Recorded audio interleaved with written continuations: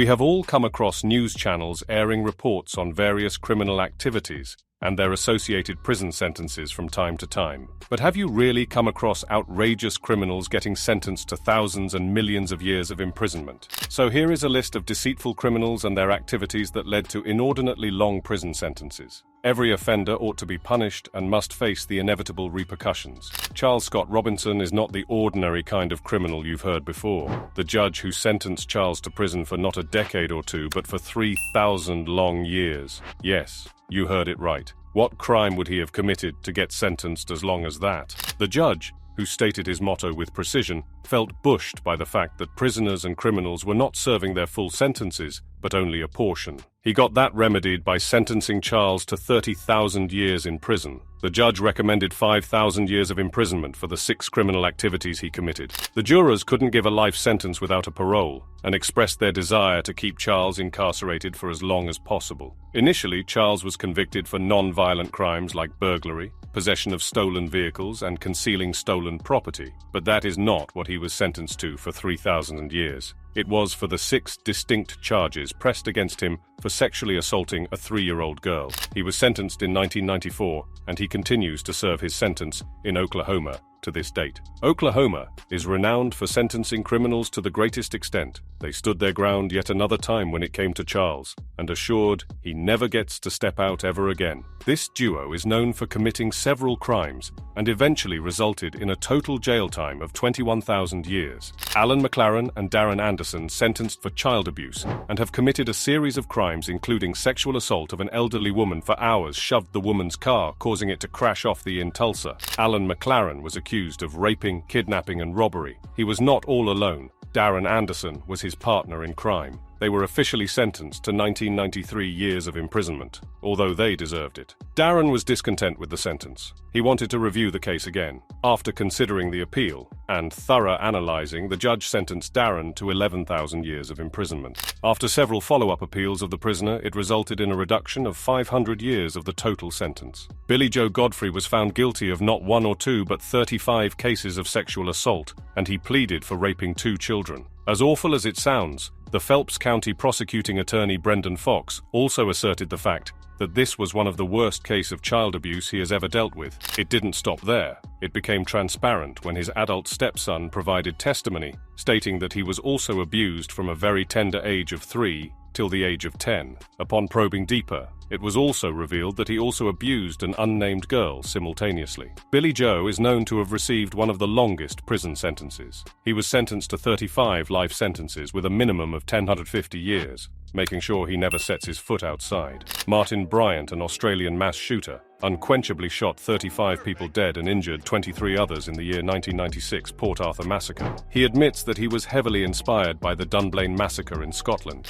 It was later found out that he had severe mental impairments, thus unfit to stand trial. He was eventually sentenced to 1035 years of imprisonment without parole, in addition to a life sentence to every case of murder. There's a light at the end of the tunnel, meaning after this incident, the Australian government made stricter gun controls. Gabriel March Granados was not a murderer, rapist, or a womanizer. He did commit a felony, which was completely inappropriate, which cost him a whopping 3,849,112 years of imprisonment. Well, I suppose you are intrigued now, given the conditions of what is the possible crime he would have committed. When Gabriel was 18, he started working as a postman in Malacca, Spain post office. It was not for long, but a mere 2-year tenure. By the end of 1970, he committed some grave federal crimes, which led to the provincial court prosecutor to press charges against him. After further investigation, it was discovered that Gabriel was irregular to work, fueling everyone's curiosity about what Gabriel was doing. Later, the government officials found out that Gabriel had allegedly committed 42768 crimes of fidelity breach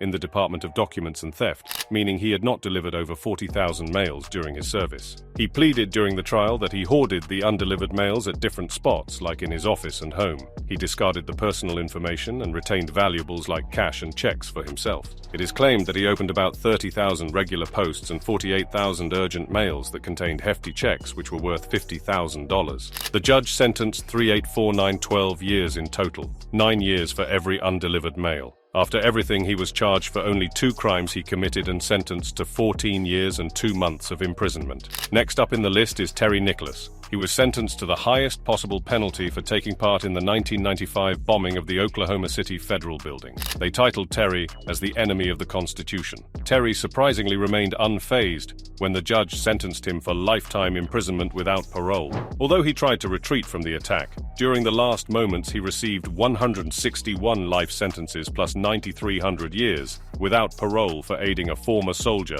Timothy McVeigh, to carry out the bombing. This was not any small bombing. It took the lives of 168 people, including 19 children. Timothy was charged of murder and was sentenced to death, while Terry was put in one of the most secure prisons in the US, Florence. Terry shares his cell with Theodore Kaczynski, aka the Unabomber, the Olympic Park bomber Eric Rudolph, and finally Ramzi Yousef, the man found guilty of the 1993 World Trade Center attack. Bobby Joe Long, for 3 long years, was a labeled ad rapist, although it did not take so long for him transitioning out of being a serial rapist to serial killer. He was not any simple serial killer, he was a man with plans. For around 8 months in 1984, Bobby Joe raped and murdered 9 young women near the Tampa Bay area, Florida, until he let one of them out. That decision he took that day led to his downfall. The girl Lisa McVeigh, who pulled off to be brave enough to escape such a gruesome killer and rapist. She not only managed to escape, but also put an end to all of his unholy doings. During Bobby's interrogation, he opposed his association with the other rapes and murders, although he owned up to the crimes against Lisa.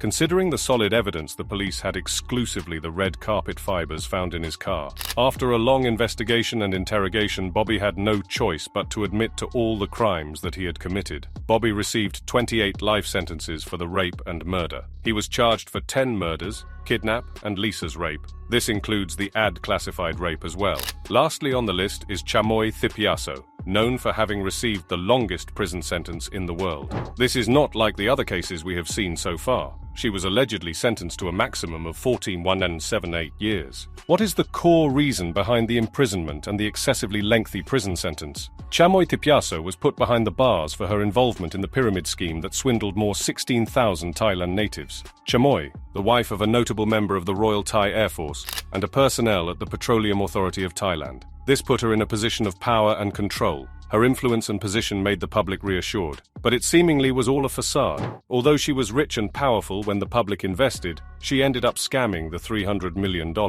Although the rule in Thailand later stated that no matter how long the criminal was sentenced in a fraud case, they cannot be kept in position for over 20 years, which made Chamoy Thipiasso return from prison only after 8 years, regardless of having misled a handful of people of the royal house. That is it for the video. What are your views on this? Was it a fair and unbiased sentencing they deserved, or was it outrageous? Let us know in the comments below. If you liked this video and want to watch more videos of the unhinged side of criminals, consider subscribing to our channel and hit the like button.